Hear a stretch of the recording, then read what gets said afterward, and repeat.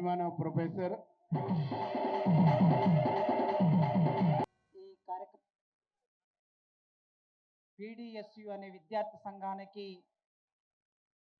కార్యకర్తగా, నాయకుడిగా, ఆ తర్వాత సిపిఎంఎల్ జనశక్తి పార్టీ నాయకుడిగా విప్లవోద్యమంలో సుదీర్ఘకాలం పనిచేసి అరెస్ట్ అయి జైల్లో ఉండి ఆ తర్వాత బయటికి వచ్చి తెలంగాణ ఉద్యమంలో పాల్గొని 2 సార్లు ఎమ్మెల్యేగా గెలిచి ఇవాళ ఇంత పెద్ద సభను నిర్వహించిన నా మిత్రుడు ఈ సభ అధ్యక్షుడు వేముల వీరేశం.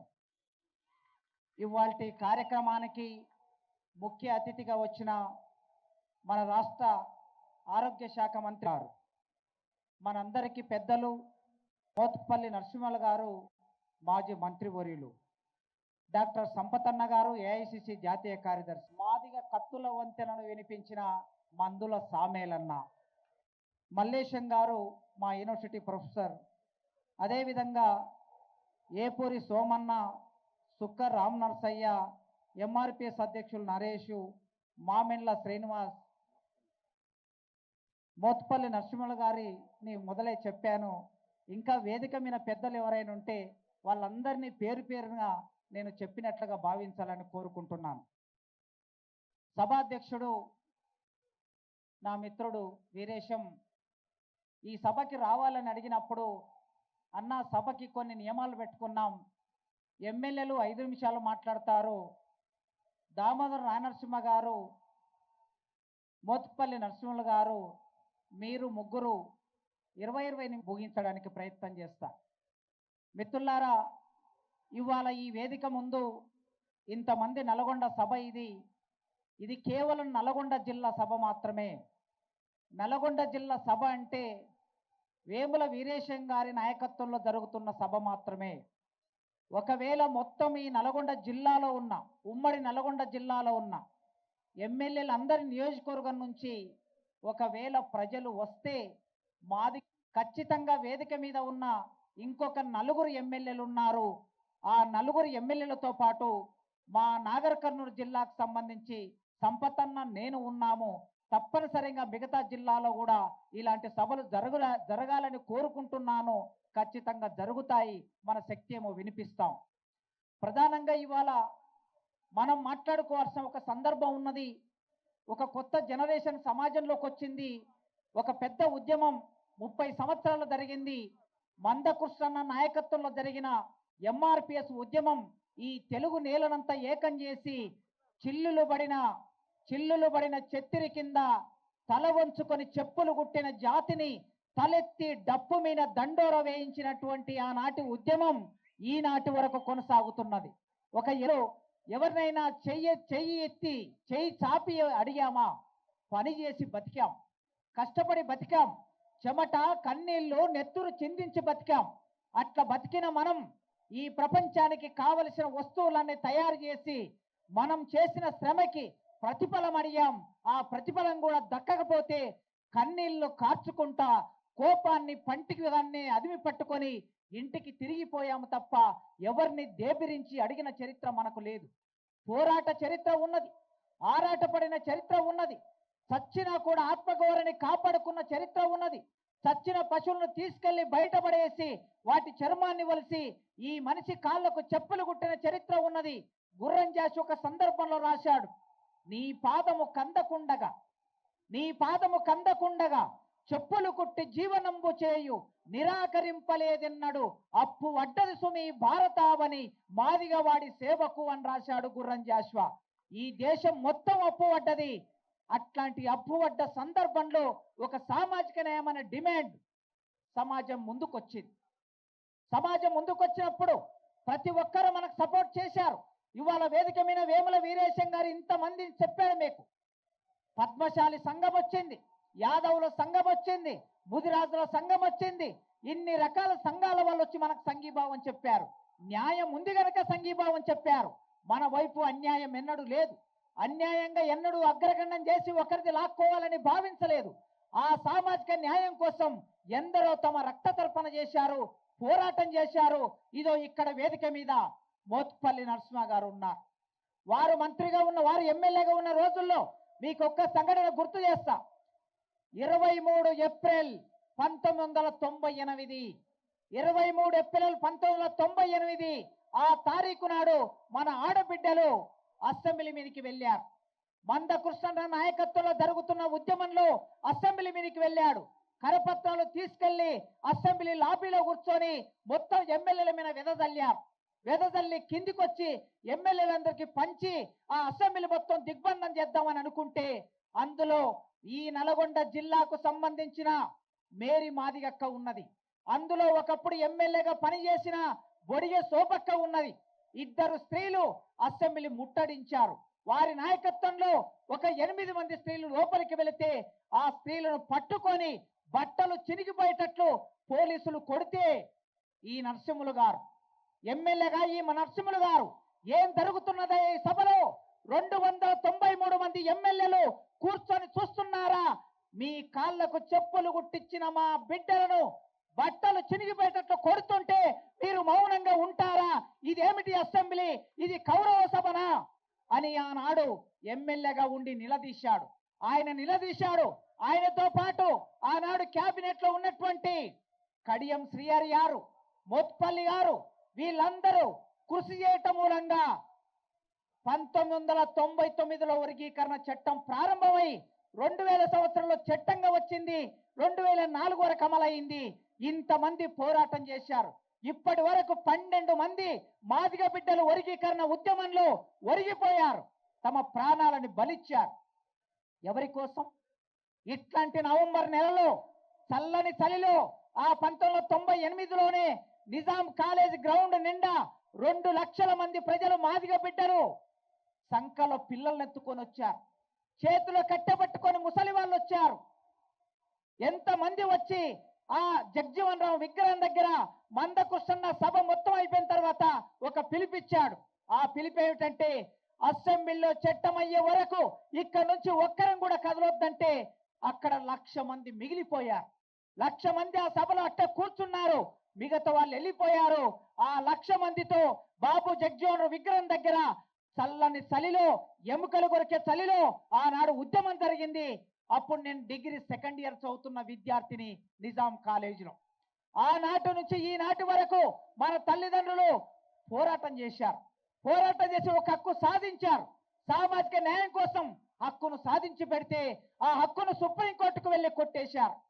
న్యాయ అన్యాయాల జోలికి వెళ్ళటం లేదు.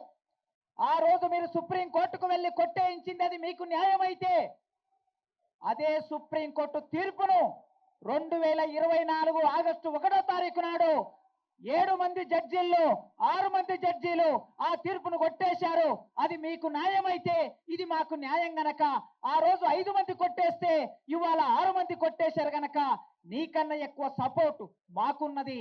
అది 5 మంది న్యాయాలైతే ఇది రాజ్యాంగ ధర్మాసనం కనుక ఇవాళ జరిగిన ఈ పోరాటంలో ఒక తీర్పు ముందుకొస్తే ఆ తీర్పును చూసి ఓర్చుకోలేని ఒక పరిస్థితి ఉన్నది.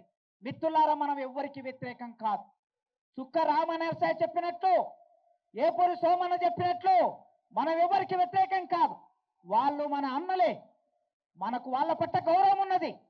ఈ తెలుగు దేశం మీద, తెలుగు నేల మీద కారంచెడు అనే గ్రామంలో నీళ్లు తాగిన నీళ్ల కోసం, నీటి చెరువు కోసం కమ్మ వాళ్ళు వచ్చి మాదిగ పల్లె మీద దాడి చేసి మాదిగలను చంపేస్తే ఆ ఉద్యమానికి నాయకత్వం వహించింది మాలలే. మీ పట్ల మా గౌరవం ఉన్నది.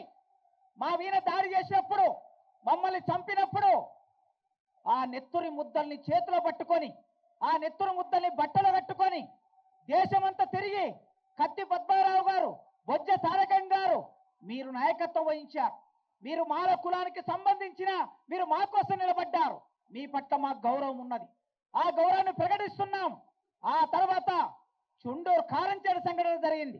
కారంచేడు సంఘటనలో 7 మంది మాలలు చనిపోతే ఒక్క మాదిగ మొత్తం కలిపి 8 మంది చనిపోయినప్పుడు వాళ్ళే నాయకత్వం వహించాడు. అప్పటి వరకు మందకృష్ణ ఆనాడు పీపుల్స్ వార్ పార్టీలో ఉన్నాడు. కనుక మీరు దళిత ఉద్యమానికి నాయకత్వం వహించారు. మీ పట్ల మాకు గౌరవం ఉన్నది. ఆ గౌరవాన్ని ప్రకటిస్తున్నాం. దానితో పాటు 94లో ఒక పోరాటం జరిగితే, ఒక ఉద్యమం ప్రారంభమైతే ఆ ఉద్యమం ముందుకొచ్చినప్పుడు ఆ ఉద్యమం ఒక ప్రశ్న వేసింది. ఒంగోలులో సభ జరిగితే ఆ సభ మీనికి ఒక పిల్లవాడు వెళ్ళి, ఒక యువకుడు, ఎంఆర్పిఎస్ యువకుడు వెళ్ళి ఒక కరపత్రం ఇచ్చాడు. ఆ వేదిక మీద గద్దరన్న నిలబడి ఉన్నాడు. గద్దరన్న చేతికి కరపత్రం ఇచ్చాడు. ఆ కరపత్రంలో ఏముందంటే, ఈ ఆంధ్రప్రదేశ్ రాష్ట్రంలో మాలలు ఎక్కువ ఉద్యోగాలు పొందారు, మాదిగలు ఉద్యోగాలు రాలేదు గనక 15% రిజర్వేషన్ ఏబిసిడీలుగా వర్గీకరణ చేసి మాకు సామాజిక న్యాయం చెందాలి, సామాజిక న్యాయం రావాలని ఆ కరపత్రంలో ఉంటే, ఆ కరపత్రాన్ని చూసిన గద్దరన్న ఆ వేదిక మీద నుంచి, ఇన్నాళ్లకు నా తమ్ములు ఒక ప్రశ్న వేశారు, నా తమ్ములు వేసిన ప్రశ్నకి నేను మద్దతు తెలియజేస్తున్నానని చెప్పి గద్దరన్న వర్గీకరణ ఉద్యమానికి మద్దతు ప్రకటించాడని చరిత్రలో ఒక సాక్ష్యంగా ఉన్నది. గద్దరన్న పట్ల గౌరవం ఉన్నది మాకు. కత్తి పద్మారావు గారి పట్ల గౌరవం ఉన్నది. బొజ్జ తారకం గారి పట్ల గౌరవం ఉన్నది. శివసాగర్ గారి పట్ల, సత్యమూర్తి గారి పట్ల గౌరవం ఉన్నది. ఆ గౌరవంతో ఆనాడు వాళ్ళు వర్గీకరణ ఉద్యమానికి సపోర్ట్ చేశారు గనక ఈనాటి వరకు ఉద్యమం నడిచింది. మరి ఇప్పుడు ఎందుకు వాళ్ళు చనిపోయారు? ఆనాడు ఉద్యమానికి సపోర్ట్ చేసే వాళ్ళు చనిపోయారు కొందరు. ఇప్పుడు ఎందుకు మౌనంగా ఉన్నారు? వర్గీకరణ ఉద్యమం అంటే కేవలం మాలమాదిలకు సంబంధించిన ఉద్యమం మాత్రమే కాదు, ఇదొక సామాజిక న్యాయంతో కూడుకున్న ఉద్యమం. మేము మొదటి నుంచి చెప్తున్నాం, మాలలు 70% ఉపయోగించుకున్నారు రిజర్వేషన్, మాదిగలు 30% ఉపయోగించుకున్నారు. 100% అయిపోయింది. 15% రిజర్వేషన్, మాలలు 70 అయితే మాదిగలు 30. కానీ నా బాధల్లో ఏమిటంటే, లేదా ఎంఆర్పిఎస్ బాధల్లో ఏమిటంటే, ఇప్పటి వరకు ఉస్మానియా యూనివర్సిటీలోకి చదువుకోవడానికి రానటువంటి దక్కలి వాళ్లకు చదువు ఎట్లా రావాలి, చిందు వాళ్ళకి చదువు ఎట్లా రావాలి, మాస్టి వాళ్ళకి చదువు ఎట్లా రావాలి, వాళ్ళు ఐఏఎస్ ఆఫీసర్లు ఎప్పుడు కావాలి, వాళ్ళు గ్రూప్ 1 ఆఫీసర్లు ఎప్పుడు కావాలి, వాళ్ళు యూనివర్సిటీ ప్రొఫెసర్లు ఎప్పుడు కావాలి, వాళ్ళు ఉద్యోగాలకు ఎప్పుడు రావాలి? ఇది ప్రశ్న. బ్యాగరోళ్ళైనా, సింధోళ్ళైనా, బుడగజంగాలైనా, దక్కలులైనా వీళ్ళందరికీ వర్గీకరణ జరిగినప్పుడే ఫలితం వస్తుంది. ఇది సామాజిక న్యాయం. వాళ్ళు మాట్లాడుతున్నారు కొందరు ఈ మధ్య కాలంలో, వర్గీకరణ రాజ్యాంగానికి వ్యతిరేకమట. రాజ్యాంగం ఏం చెప్పింది? రాజ్యాంగంలో మొదటి పేజీలో we the people of India అని మొదలవుతుంది. భారతదేశ ప్రజలమైన మేము భారతదేశాన్ని సర్వసత్తాక సామ్యవాద, సర్వసత్తాక సార్వభౌమ లౌకిక గణతంత్ర రాజ్యంగా గుర్తిస్తున్నాము అని ఉంటుంది. అవకాశాల్లో సమానత్వం, అధికారంలో సమానత్వం, సంపదల సమానత్వం, ఉద్యోగాల సమానత్వం, సామాజిక సమానత్వం అని భారత రాజ్యాంగ ప్రియంబుల్ చెప్తుంది. ఆ ప్రియంబుల్నే మొన్న సుప్రీంకోర్టు ప్రస్తావన చేసింది. 341 ఆర్టికల్ వర్గీకరణకు వ్యతిరేకం కాదు. 341 ఆర్టికల్ చెప్పి వర్గీకరణకు వ్యతిరేకమని చెప్తున్నారు వాళ్ళు. ఎట్టి పరిస్థితుల్లో 341 ఆర్టికల్ వర్గీకరణ గురించిన ప్రస్తావన చేయలేదు. అది ఏమన్నదంటే, ఎప్పుడైనా ఎవరైనా పార్లమెంటులోనైనా ఇంకెవరైనా మెజార్టీ ఉందని చెప్పి, లేకపోతే ఆధిపత్యం ఉందని చెప్పి ప్రభావం వేసి ఒక కులాన్ని ఎస్సీలలో చేర్చాలన్నా, ఒక కులాన్ని ఎస్సీ నుంచి తీసివేయాలన్నా ఆ జాబితాలో ఇంక్లూడింగ్ అండ్ ఎక్స్క్లూజివ్ అనేటటువంటి ఒక మాట ఉన్నది. 341 ఆ మాటని చెప్తుంది తప్ప వర్గీకరణ చెయ్యాలని గాని, వర్గీకరణ చేయకూడదని గాని 341 ఆర్టికల్ ఎన్నడూ చెప్పలే, ఎక్కడ ప్రస్తావించలే. ఇది రాజ్యాంగానికి వ్యతిరేకమని మాట్లాడుతున్నారు వాళ్ళు. ఇది రాజ్యాంగానికి వ్యతిరేకం కాదు.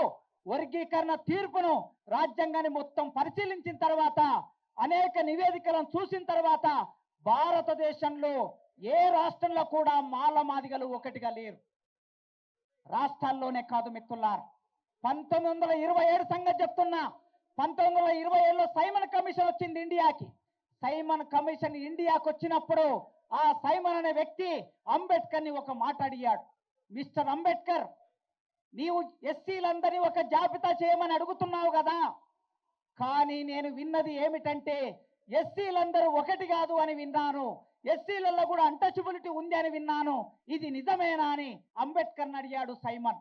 అప్పుడు అంబేద్కర్ ఏం సమాధానం చెప్పాడంటే, మిస్టర్ సైమన్, భారతదేశంలో నిచ్చెన మెట్ల కుల వ్యవస్థలో, బ్రాహ్మణీయ కుల వ్యవస్థలో అన్ని కులాల మధ్య అంతరాలున్నాయి.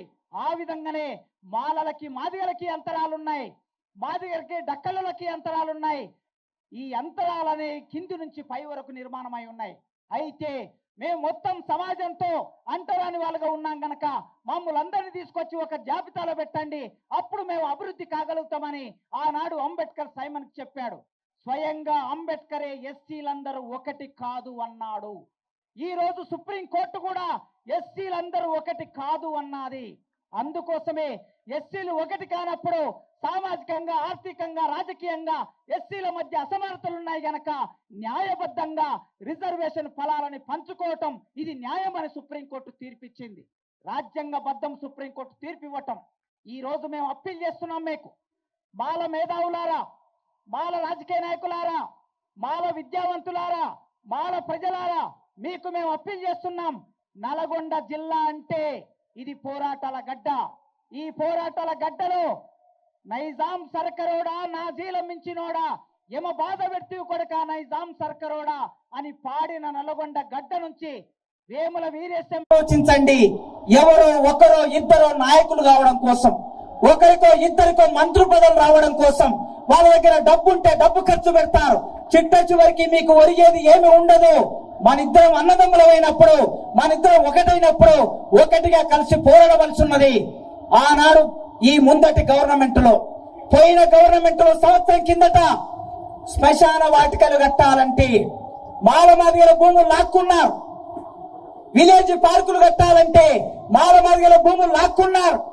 రైతు వేదికలు కట్టాలంటే మాలమాదిగల భూములు లాక్కున్నారు. కలెక్టరేట్ కట్టాలంటే, ఎస్పీ ఆఫీస్ కట్టాలంటే మాలమాదిగల భూములు లాక్కున్నారు. మన భూములు పోయినాయి, మనకు అధికారం లేకుండా పోయింది, మనకు ఉద్యోగం లేకుండా పోయాయి. కనుక వెంటనే మన భూములు రావాలన్నా, ఉద్యోగాలు రావాలన్నా, సామాజిక న్యాయం రావాలన్నా, మన మీద దాడులు జరగకుండా ఉండాలన్నా మనం ఒకటిగా ఉండాలి. ఆనాడు మోత్పల్లి నరసింహులు గారు, కడియం శ్రీహరి గారు ఏ పాత్ర నిర్వర్తించి వర్గీకరణ చట్టం తీసుకొచ్చారో ఇవాళ బాధ్యత దామోదరం సార్ మీద ఉన్నది. దామోదరం సార్ ఒక రకంగా ఇవాళ ఆ మంత్రి వర్గ ఉపసంఘానికి ఆయన నాయకుడిగా ఉద్యోగాలు కోల్పోయాం. ఇప్పటికైనా నోటిఫికేషన్స్ ను ఆపి వెంటనే రిజర్వేషన్ అమలు చేయకపోతే, వర్గీకరణ అమలు చేయకపోతే మాదిగలు మరింత నష్టపోయే అవకాశం ఉంది గనక ఈ వేదిక మీద ఉన్న ఎమ్మెల్యేలు, మంత్రి గారు చొరవతో పనిచేసి ఈ వర్గీకరణ చట్టాన్ని ఒక నెల రోజులు డెడ్ లైన్ పెట్టుకోండి. నెల రోజులు డెడ్ లైన్ లో ఈ చట్టం తీసుకురావడానికి మీరందరూ ప్రయత్నం చేయాలని నేను కోరుకుంటున్నా. ఒకవేళ వాళ్ళు ప్రయత్నం చేయకపోతే, చివరి మాట, వాళ్ళు ప్రయత్నం చేయకపోతే ఇక చిట్ట చివరికి పోరాటం దక్క మనకి ఇంకో మార్గం లేదు. ఇక్కడ కూర్చున్న మనం అందరం వాళ్ళ మీద ఒత్తిడి పెట్టాలి. వాళ్ళు నియోజకవర్గాలకు వస్తే వాళ్ళ మీద ఒత్తిడి పెట్టాలి.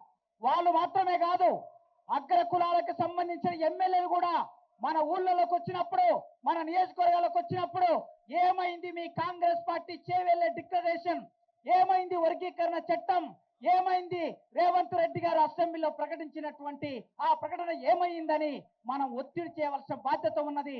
చిట్ట చివరికి మనం చేసే ఉద్యమమే వాళ్ళకు కూడా బలం ఉంటది. మనం మౌనంగా ఉంటే వాళ్ళు చేయగలిగేది ఏముండదు. అందుకే మనం కూడా పూనుకోవాలి. విద్యార్థులారా, ఈ చట్టం, వర్గీకరణ చట్టం అమలైతే లాభం ఎవరికి జరుగుతుంది?